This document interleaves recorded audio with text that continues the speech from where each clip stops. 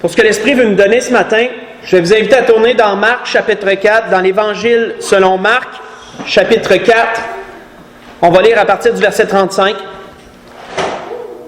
C'est une situation que vous connaissez bien. C'est un peu un incontournable. L'Esprit nous ramène souvent à cet exemple, à ce fait qui est survenu au temps de notre Seigneur Jésus, des apôtres. Et l'Esprit veut se resservir de cette situation ce matin pour nous présenter un sujet qu'on a, je dirais, frôlé. On a effleuré à quelques reprises, mais on n'a jamais vraiment entré dans ce sujet-là. Et l'Esprit veut vraiment nous le faire approfondir ce matin dans tous les sens, je dirais. Donc, dans l'Évangile selon Marc, au chapitre 4, à partir du verset 35, on voit qu'il est dit, ce même jour, sur le soir, Jésus leur dit, « Passons de l'autre bord. » Après avoir envoyé la foule, ils l'emmenèrent dans la barque où il se trouvait. Il y avait aussi d'autres barques avec lui. Il s'éleva un grand tourbillon, et les flots se jetaient dans la barque, au point qu'elle se remplissait déjà. Et lui, en parlant de Jésus, il dormait à la poupe qui est le devant du bateau, où les joints se rencontrent. Il dormait à la poupe, sur le coussin.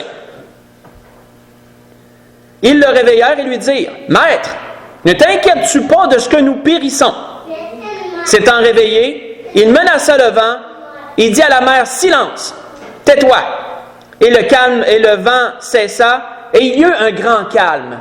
On va arrêter là. Il y eut, frères et sœurs, un grand calme que la Bible nous dit. Quelque chose avant de continuer que Luc, lui, spécifie de cette situation-là, qui rajoute, je dirais, qui est intéressant. Luc nous dit, lui, que Jésus s'étant réveillé, il menaça le vent et les flots qui s'apaisèrent, et il dit, le calme revint. Vous voyez ça dans Luc 8, verset 24. Le calme revint, ça veut dire quoi? Ça veut dire que le calme était là avant que cette situation-là arrive, puisqu'il est revenu. Ça veut dire qu'il était là avant. Qu'est-ce que le calme, frères et sœurs? Qu'est-ce que le calme? L'Esprit veut nous faire explorer ça ce matin. Le calme. Le calme, selon le dictionnaire, a deux définitions. La première, absence d'agitation, tranquillité. Pensez à ces eaux-là. Le calme est revenu, ça veut dire qu'il était là avant.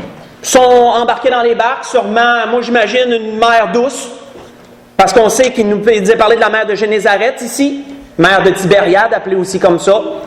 J'imagine une mer douce, calme, des eaux pas trop agitées, des eaux flacotantes, tranquilles, j'imagine ça, moi, dans ma tête. Les barques s'en vont. Et là, la Bible nous dit qu'il s'est levé à un moment donné un tourbillon. Ça veut dire quoi? On ne sait pas si c'est subitement ou si c'est arrivé tranquillement, une brise qui commence, hein? Puis là, tu vois les nuages arriver, puis tu te dis, oh, pour moi, il va faire orage, mais il faisait nuit. Donc, les nuages, ils sont sans doute pas vus arriver, on ne sait pas, en tout cas. Puis que là, le tourbillon s'est élevé, puis là, la Bible nous dit que la mer est devenue agitée. L'agitation, c'est le contraire du calme. Hein? Fait que là, la mer est devenue agitée, les flots menacent la barque, les disciples ont peur, les disciples sont agités eux aussi, un peu comme les éléments. Ça veut dire quoi? Ils ne sont plus calmes. Et là, on voit que le Seigneur, lui, est quoi? Il est calme, le Seigneur, parce qu'il dort à la poupe, malgré les vents, malgré l'agitation des éléments et tout. Les disciples réveillent le Seigneur dans leur crainte de mourir, parce que les flots embarquaient dans la barque tellement qu'ils étaient agités, tellement que la mer était agitée. Le Seigneur se lève et le Seigneur apporte à nouveau un grand calme sur les éléments. Calme le vent, calme la mer, et la Bible nous dit quoi? Tout redevient comme un miroir, tout redevient calme comme c'était avant. Quand que nous regardons cette situation, frères et sœurs, on le sait, ça nous a souvent été ramené que cette situation ressemble un peu à nos vies. C'est une image que je ramène, qu'on a déjà parlé. C'est une image de nos vies, ça, cette situation-là. Où parfois tout est calme dans nos vies, ça veut dire quoi? Tout est tranquille. Pas d'agitation, pas de raison de s'agiter, tout est bien. Puis que là, maintenant, le vent de l'épreuve se lève, puis ça peut être soudain, ça peut arriver comme un coup de tonnerre, ou sinon, ça peut être quelque chose qui s'installe tranquillement, qu'on ne voyait pas venir, puis à un moment donné, ça s'en vient. Mais d'une façon ou d'une autre, les vents d'épreuve se lèvent, puis à un moment donné, la mer de nos vies est agitée. Hein, là, le calme n'est plus là. Ça tourbillonne. Pas facile. Et on peut se poser cette question, comme un peu les gens se sont posés lorsque Jonas était dans le navire, et que là, la mer est devenue agitée, que le navire menaçait de sombrer, et que là, par la suite, ceux qui étaient sur le navire ont posé cette question à Jonas. Ils ont dit, « Que te ferons-nous pour que la mer se calme envers nous? » Car la mer était de plus en plus orageuse. Jonas 1, verset 11. Hein? Qu'est-ce qu'on peut faire pour que la mer se calme? Pourquoi, frères et sœurs, l'être humain recherche-t-il le calme? C'est parce que psychologiquement et physiquement, on a besoin du calme. On a besoin de tranquillité. On a besoin d'absence d'agitation. Parce que le calme apporte plusieurs autres choses. La paix, la confiance, l'assurance, etc. Toutes les choses qui découlent du calme, ça. L'absence d'agitation qui nous est dit. On a besoin de ça et les hommes la recherchent, le calme. Les hommes recherchent le calme. C'est rare que quelqu'un va dire qu'il veut que sa vie soit agitée. C'est rare que quelqu'un va dire « Moi, je veux que ma vie soit carrément turbulente tout le temps, là. » Non, on a besoin de calme. L'être humain a besoin de ça. Tournons dans le psaume 131. Voyons ce que David nous dit. Parce que David nous démontre un exemple de comment que lui recherchait le calme. Dans le psaume 131.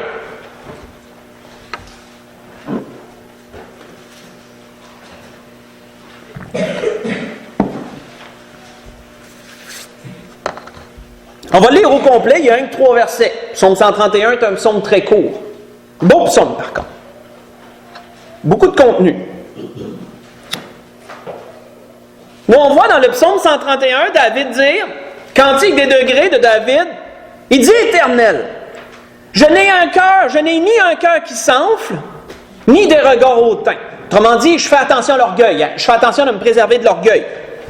Je ne m'occupe pas de choses trop grandes et trop élevées pour moi.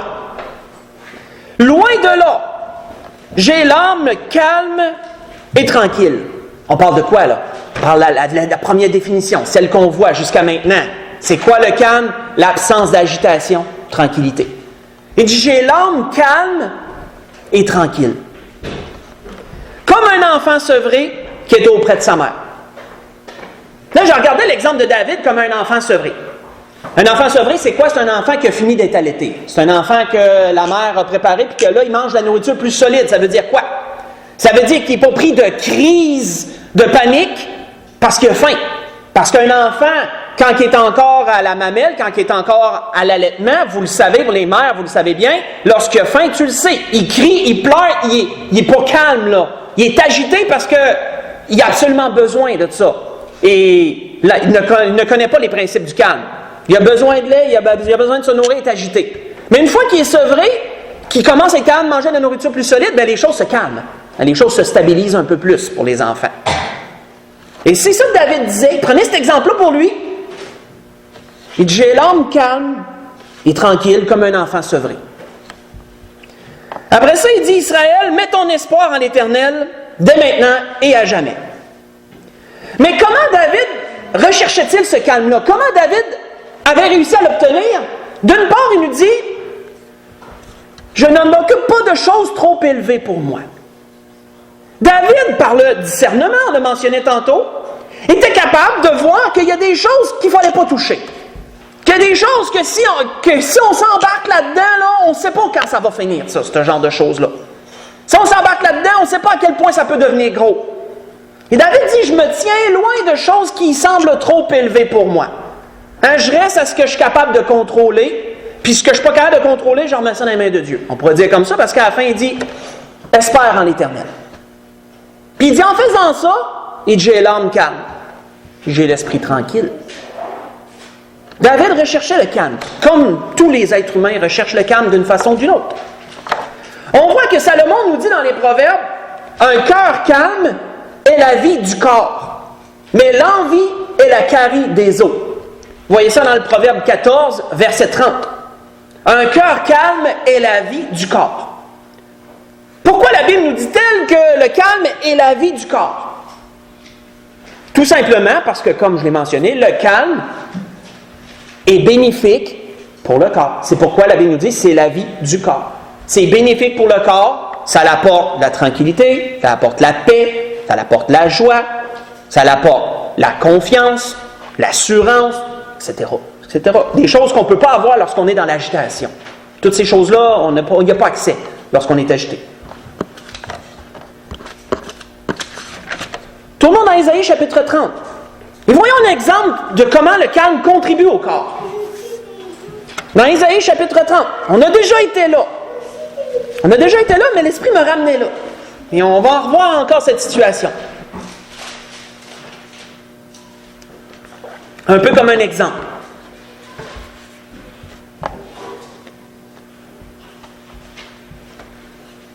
Au verset 15, Ésaïe chapitre 30, verset 15, on voit qu'Ésaïe disait au peuple, « Car ainsi a parlé le Seigneur l'Éternel, le Saint d'Israël. C'est dans la tranquillité et le repos que sera votre salut. C'est dans le calme et la confiance que sera votre force. » On en avait parlé dans une réunion de prière de tout ça. Des choses dans lesquelles on peut aller puiser de la force. Le calme fait partie de ceux-là. Mais, qu'est-ce qu'il disait au peuple? « Mais vous ne l'avez pas voulu, disait-il. Vous avez dit non. Nous prendrons la course à cheval. Et vous avez pris l'option d'agitation. Vous n'avez pas pris l'option de calme que Dieu vous présentait, vous avez pris l'option de l'agitation. Parce que la course à cheval, on le sait, je ne sais pas si pour ceux-là qui ont déjà, je ne sais pas s'il y en a qui ont déjà fait une course à cheval. Je l'ai faite une fois dans ma vie, je me suis dit, je ne recommencerai pas. C'est impossible de rester calme. Tu sautes du cheval, même tu essaies de te contrôler, si tu n'es pas trop habitué. Si c'est pas calme pantoute, c'est le contraire. C'est pour ça que Isaïe apportait cette image. Hein? Vous avez pris la course à cheval, vous avez choisi l'agitation. Puis il dit, c'est pourquoi vous fuirez à la course. Nous monterons des coursiers légers, disait le peuple, et c'est pourquoi ceux qui vous poursuivront seront légers, disait l'Éternel. Pourquoi leur disait-il ça? On le sait, quand on lit, on ne lira pas, mais quand on lit le début du chapitre 30, on voit qu'il y avait un ennemi qui s'en venait, et le peuple d'Israël voyait ça venir. La tribu de Juda voyait ça venir. C'était Sanchérib, roi d'Assyrie, qui avait conquéri une partie d'Israël. Puis là, il s'en venait, il débordait, là, il allait tomber sur Juda. Là. Il allait entrer dans le territoire de Juda. Puis il y a des princes de Juda, qu'eux autres, ils se sont agités face à la menace. Pensez un peu à l'image de notre Seigneur avec les apôtres, hein, quand les éléments se déchaînent. Les princes de Juda se sont agités. Quelle option ils ont pris? On va engager l'Égypte pour nous protéger. On va payer Pharaon pour avoir accès à son armée, puis avoir de la protection contre le roi d'Assyrie. Et là, c'est ça que le Seigneur leur reprochait. Il dit, moi, je voulais vous donner du calme au milieu de la tempête. Hein, on va emmener l'image. Hein. Moi, je voulais vous donner du calme au milieu de l'épreuve. Puis, il dit, vous ne l'avez pas voulu. À la place, vous êtes allé essayer de chercher, de vous réfugier dans l'Égypte. Puis il dit, vous avez mal fait. Vous n'avez mal fait, c'est pas ça que je voulais. C'est un peu ça qu'il a amené ici. Vous savez, frères et sœurs, Dieu peut faire quelque chose que les hommes ne peuvent pas faire. Il peut faire quelque chose. Il peut tout faire que les hommes ne peuvent pas faire, on le sait. Mais entre autres, sur ce point, c'est que, humainement parlant, pour que le calme soit là, l'épreuve doit être finie. Si l'épreuve est finie, le calme revient.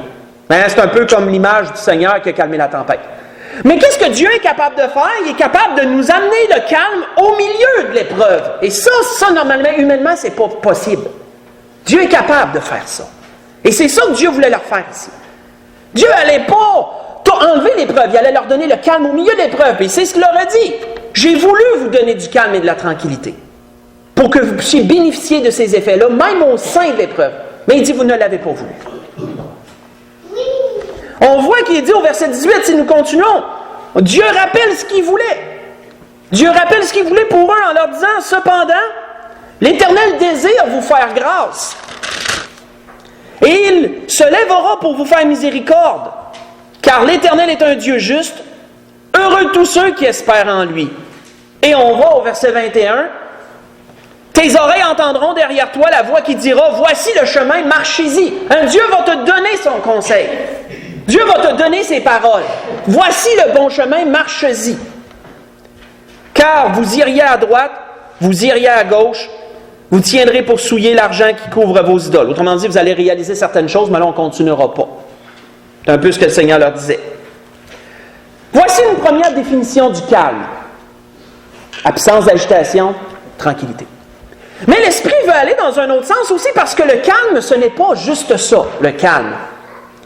Le calme, c'est aussi autre chose que l'Esprit veut donner à ses enfants. Ça, on en parle moins souvent. On va tourner pour ça dans Matthieu chapitre 26. Dans Matthieu chapitre 26, là on tombe dans d'autres choses. C'est un peu comme deux volets, on pourrait dire. Le premier, c'est que Dieu veut nous donner du calme. Dieu peut nous donner accès à ce calme au sein de l'épreuve. Dieu peut calmer les éléments dans notre vie, le vent de l'épreuve et ramener la mer de notre vie calme. Dieu peut faire ça. Parce qu'on en a besoin. Et Dieu le sait. Et Dieu veut nous donner cet accès-là. Soit que Dieu va mettre fin à l'épreuve, comme Jésus a calmé les éléments et tout est redevenu correct. Ou soit que Dieu peut même le donner le calme au sein de l'épreuve. Ça, Dieu peut faire ça pour celui qui se confie en l'Éternel, comme il a été mentionné à plusieurs reprises. On doit de nous-mêmes, comme on a vu avec David, rechercher le calme. Faire attention, discernement dans ce qu'on fait. Parce que parfois, il y a des choses qui sont trop grandes et trop élevées pour nous. Et si on s'embarque là-dedans, ben on ne choisit pas le calme. On choisit l'agitation. On ne sait pas tout ce que ça peut amener. Des fois, il faut restreindre un peu nos aspirations et demeurer plus modeste sur certaines choses. Mais ça, encore là, l'Esprit peut donner discernement pour cela. Un peu comme David disait, je ne moque pas de choses trop grandes et trop élevées pour moi. Loin de là, j'ai l'esprit calme. Mais, une deuxième chose à propos du calme, que nous allons voir avec l'exemple parfait, l'exemple de notre Seigneur Jésus. On voit dans Matthieu 26, on va lire à partir du verset 59, on se retrouve dans le contexte où le Seigneur a été arrêté au jardin de Gethsémani, et là, le Seigneur est amené auprès des sacrificateurs qui se sont réunis vite. Pendant la nuit, les sacrificateurs attendent. Ils ont envoyé leur armée personnelle prendre le Seigneur au jardin de Gethsémani. Et là, ils ont tenu un conseil secret que le peuple ne savait pas pour juger le Seigneur, dans un premier temps. On voit qu'il nous est dit au verset 59, « Les principaux sacrificateurs et tout le Sanhédrin cherchaient quelques faux témoignages contre Jésus, suffisants pour le faire mourir. Mais ils n'en trouvèrent point, quoique plusieurs faux témoins se soient présentés. Et enfin, il en vint deux qui dirent, « Celui-ci a dit, je puis détruire le temple de Dieu et le rebâtir en 3 jours. » Jean nous spécifie comme de raison, Jean lui spécifie que Jésus faisait allusion à son corps lorsque Jésus a dit « Détruisez ce temple et en 3 jours je vais le reconstruire » en parlant de sa mort et de sa résurrection. Mais eux ne l'ont pas pris comme ça, ils pensaient qu'il parlait du temple physique qui a pris 49 ans à construire. Et on voit qu'il dit, le souverain sacrificateur se leva et lui dit, ne réponds sur rien. Il parle à Jésus, là. Ne réponds sur rien. Qu'est-ce que ces hommes déposent contre toi? Jésus garda le silence. Le souverain sacrificateur, prenant la parole, lui dit, je t'adjure par le Dieu vivant. Je t'adjure, là, c'est comme si tu l'obligeais quasiment à parler, là. Tu vas me dire la vérité, tu vas le jurer, tu vas dire la vérité, je t'adjure. Au nom du Dieu vivant, de nous dire si tu es le Christ, le Fils de Dieu. Un sacrificateur, il savait qu'il allait, de cette façon-là, il savait que Jésus allait dire la vérité. Mais Jésus le disait déjà. Et Jésus lui répondit, notez que Jésus a gardé le silence jusqu'à présent sur toutes les accusations qu'on portait contre lui, Jésus gardait le silence. Mais lorsque le sacrificateur l'a adjuré de dire s'il était le Christ, Jésus parle. Là, Jésus ne se tait pas, il parle. Jésus lui répondit, tu l'as dit. De plus, je vous déclare que vous verrez désormais le Fils de l'homme assis à la droite de la puissance de Dieu et venant sur les nuées du ciel. Et alors, le souverain sacrificateur déchira ses vêtements en disant, il a blasphémé. C'est ça qu'il cherchait. Qu'avons-nous encore besoin de témoins? Vous venez d'entendre son blasphème. Que vous ensemble? Ils répondirent, il mérite la mort parce qu'il s'est fait l'égal de Dieu, se disant Fils de Dieu. Là-dessus, ils lui crachèrent au visage, lui donnaient des coups de poing, des soufflets en disant « Christ prophétise, dis-nous qui t'a frappé. » Quand on regarde Juste une autre chose, à propos de cela, parce que Jésus il a été interrogé par plusieurs. Quand les interrogations ont commencé, ça a commencé avec les sacrificateurs, dans le secret, dans la nuit. Ensuite, il était enfermé dans une cellule, un endroit, jusqu'au matin, très de bonne heure. Et là, il était amené devant Pilate. Et juste pour vous lire quelques versets de ce qu'il est dit devant Pilate avant d'enchaîner. Il a été dit, dès le matin, suite à ce qu'on vient de lire, les principaux sacrificateurs tinrent conseil avec les anciens et les scribes et tout le Sanhédrin. Et après avoir lié Jésus, ils l'amenèrent et le livrèrent à Pilate. Et Pilate l'interrogeant, « Es-tu le roi des Juifs? » Jésus lui répondit, « Tu le dis. » Les principaux sacrificateurs portaient contre lui plusieurs accusations. Et Pilate l'interrogea de nouveau, « Ne réponds sur rien. » Donc voyez-vous quand que Jésus se tait et quand Jésus parle. Quand il s'agit de toutes les accusations qui portaient contre lui, Jésus ne disait pas un mot. Mais lorsqu'il s'agissait de demander « Es-tu le Fils de Dieu? » Jésus répondait par l'affirmative. Pilate l'interrogea de nouveau, « Ne réponds-tu rien? Vois de combien de choses il t'accuse. » Et Jésus ne donna plus aucune réponse, ce qui étonna Pilate. Vous voyez ça dans Marc, chapitre 15, verset 1 au verset 5. Qu'est-ce qui explique, frères et sœurs, le peu de paroles de notre Seigneur? Qu'est-ce qui peut expliquer ça? Est-ce que le Seigneur était incapable de se défendre? J'en doute. Je pense que vous en doutez aussi. Est-ce que le Seigneur était à court d'arguments? Est-ce que c'est parce qu'il n'y avait pas assez de choses à dire pour se défendre, justement? Encore là, on peut en douter. Est-ce qu'il était trop stressé pour parler? Je pense qu'on peut se douter aussi que non. Salomon nous dit un proverbe qui explique un peu la façon d'agir de notre Seigneur. Et voici ce que le proverbe dit. Salomon disait, « Celui qui retient ses paroles connaît la science.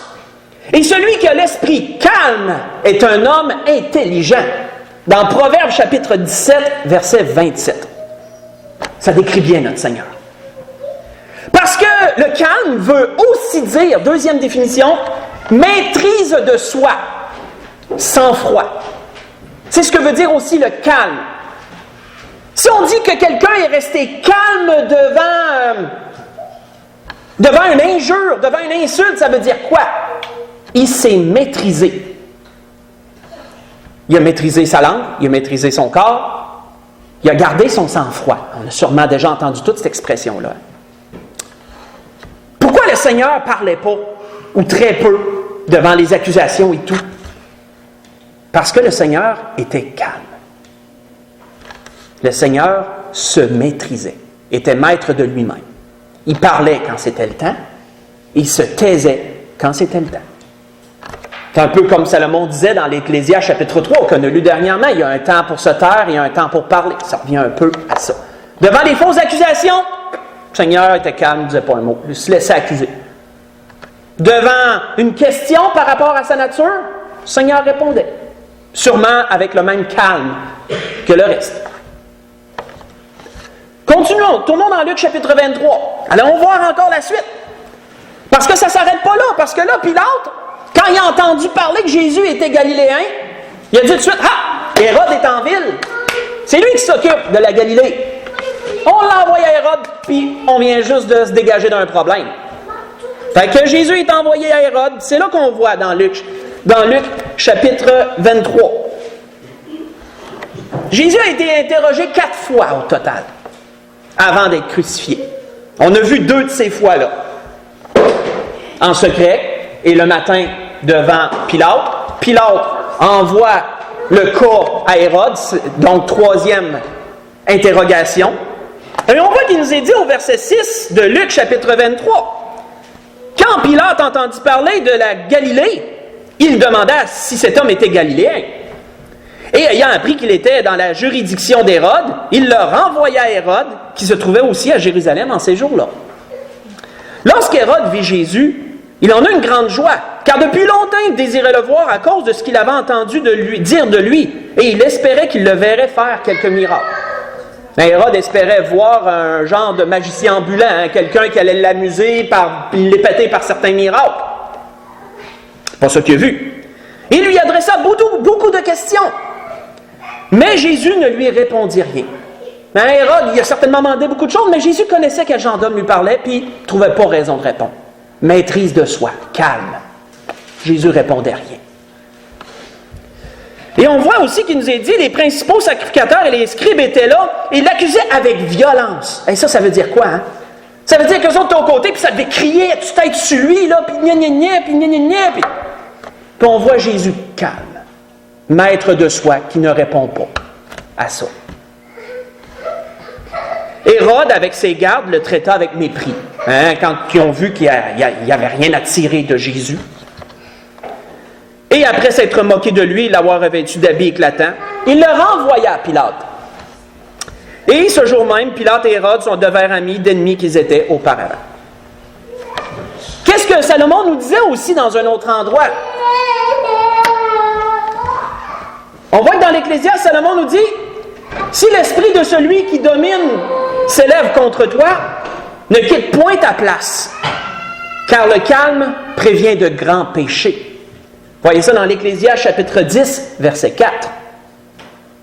Ça se rapporte exactement à notre Seigneur, ça. Si l'esprit de celui qui domine s'élève contre toi, demeure à ta place. Le calme prévient de grands péchés. Le Seigneur veut aussi, frères et sœurs, que nous soyons calmes face à l'opposition. Parce que s'il y a une chose que la chair a de la misère à subir, c'est l'opposition. Surtout lorsque c'est injuste. Surtout lorsque c'est injuste. Quand c'est justifié, la conscience nous parle, puis on prend notre trou souvent, puis on se dit, ben oui, je l'ai mérité. C'est ça. Mais quand on sait que c'est pas juste, là, c'est dur de prendre et de ne rien faire avec ça. Ça s'appelle le calme, la maîtrise de soi. C'est une autre définition du calme qu'on voit moins souvent. Mais c'est là quand même. Parce que ça prévient de grands péchés, d'être calme et maître de soi dans certaines situations. On se prévient de dire des choses qui pourraient amener des conséquences lourdes ou de faire des actions qui pourraient amener des conséquences aussi plus lourdes après. C'est ce que la maîtrise de soi n'a pas. Et, tournons dans Jean 19 avant d'aller à la conclusion. On va voir la dernière interrogation, parce que là, il est retourné à Pilate, donc interrogé une deuxième fois par Pilate. Donc, on va voir un Jésus qui agit toujours de la même façon, maître à lui-même. On va dire fidèle à lui-même. Parce que lorsqu'il était ramené vers Pilate une deuxième fois, bien là, Pilate, il dit, moi, je ne trouve rien d'injuste en cet homme-là. Il dit, je vais le faire battre de verge. Hein. Pilate s'est dit, ça devrait être suffisant. On va le faire battre de verge, puis après ça, on va le ramener, puis ça devrait les satisfaire. Fait que c'est ce que Pilate a fait. Il a fait battre Jésus de verge. On sait que les soldats en ont profité en même temps pour l'insulter, puis ils se rire de lui, puis tout. Puis après ça, il nous est dit, à la fin du verset 5, il nous est dit, voici l'homme. Parce que là, Pilate, pendant que Jésus se faisait maltraiter et tout, siégeait sur son conseil, s'était préparé, le monde s'était réuni en avant de lui, la Pâque était proche, il pouvait libérer quelqu'un, hein, on connaît la situation. Là, il s'assied, là, on lui annonce, tiens, Jésus a fini son traitement, ils ont fini de l'insulter puis de tout, de le battre de verge. Voici l'homme. Là, Jésus revient avec la couronne d'épines sur la tête et meurtri. Puis là, Pilate espère que ça va être suffisant. Et lorsque les principaux sacrificateurs et les huissiers le virent, ils crièrent, crucifie, crucifie. Mais Pilate leur dit, prenez-le vous-même et crucifiez-le, car moi je ne trouve aucun crime en lui. Les Juifs lui répondirent, nous avons une loi, et selon notre loi, il doit mourir parce qu'il s'est fait fils de Dieu. Quand Pilate entendit cette parole, sa frayeur augmenta. C'est drôle, on voit un Jésus qui est au milieu de la tourmente, calme, puis on voit l'homme, le chef, qui est agité. Lui, il n'est pas calme pantoute devant tout ce qui se passe.